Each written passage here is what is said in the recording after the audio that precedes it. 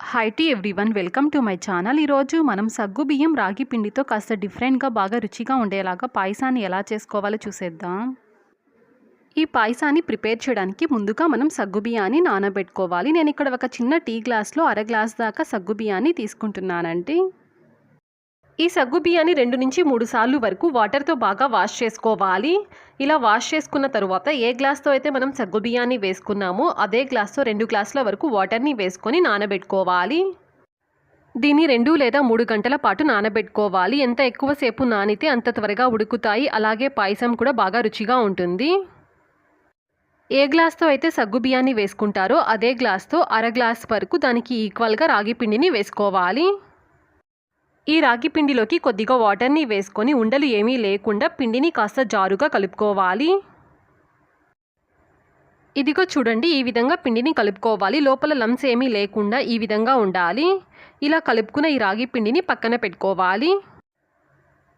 ఇప్పుడు stove on చేసి stove మీద పాయసం చేయడానికి వీలుగా ఉండే దబ్బర లేదంటే ఇలాగా ఒక కడాయిని పెట్టుకొని 2 టేబుల్ స్పూన్ల వరకు నెయ్యిని వేసుకోవాలి. ముందుగా డ్రై ఫ్రూట్స్ని వేసుకొని ఫ్రై చేసుకోవాలి. మనకి నచ్చిన డ్రై ఫ్రూట్స్ని వేసుకొని ఫ్రై చేసుకోవచ్చు. ఇక్కడ నేను కొద్దిగా బాదంని వేసి ఫ్రై చేస్తున్నాను. ఈ బాదం కాస్త ఫ్రై అయిన తరువాత కొద్దిగా ఎండు ద్రాక్షని వేసుకొని ఫ్రై చేసుకోవాలి. డ్రై ఫ్రూట్స్ని ఎప్పుడు ఫ్రై చేసేటప్పుడు మంటని లో ఫ్లేమ్లో పెట్టుకొని ఫ్రై చేసుకుంటే పర్ఫెక్ట్గా ఫ్రై అవుతాయి. డ్రై ఫ్రూట్స్ని ఈ విధంగా ఫ్రై చేసేసుకున్న తరువాత మనం ముందుగా నానబెట్టుకున్న సగ్గుబియ్యాన్ని అందులో ఉండే వాటర్తో సహా వేసేసుకోవాలి. సగ్గుబియ్యాన్ని నానబెట్టుకున్న వాటర్లో చాలా పోషక విలువలు ఉంటాయి. ఆ వాటర్ని పడేయకుండా ఆ వాటర్తో సహా వేసేసుకోండి. తరువాత ఏ గ్లాస్తో అయితే మనం సగ్గుబియ్యాన్ని వేసుకుంటామో అదే గ్లాస్తో 6 గ్లాసుల వరకు వాటర్ని వేసుకోవాలి. సగ్గుబియ్యం ఉడికేంత వరకు దీన్ని ఉడికించుకోవాలి. అడుగంటకుండా ఉండడం కోసం మధ్య మధ్యలో గరిటెతో ఈ విధంగా కలుపుతూ దీన్ని ఉడికించుకోవాలి. మనం మామూలుగా సగ్గుబియ్యం పాయసం చేసుకుంటూ ఉంటాము. ఈరోజు మనం సగ్గుబియ్యంతో పాటు ఇలాగ రాగి పిండి వేసుకొని ఈ కాంబినేషన్లో చేసుకున్నామంటే టేస్ట్ చాలా బాగుంటుంది. సగ్గుబియ్యం ఉడికిన తరువాత మనం ముందుగా కలిపి పెట్టుకున్న రాగి పిండిని ఇలాగ కొద్దిగా వేసుకుంటూ గరిటెతో కలుపుకోవాలి. రాగి పిండి వేసిన తరువాత 2 నిమిషాల పాటు దీన్ని ఉడికించుకోవాలి. రాగి పిండి వేశాక మనకి కన్సిస్టెన్సీ కాస్త తిక్కుగా అవుతుంది. లాస్ట్లో మనం పాలు వేస్తాం కాబట్టి సరిపోతుంది.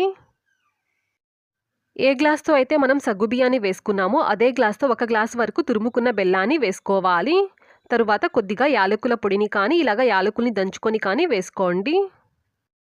బెల్లం అంతా బాగా కరిగిన తరువాత వెంటనే స్టవ్ని ఆఫ్ చేసేసుకోవాలి.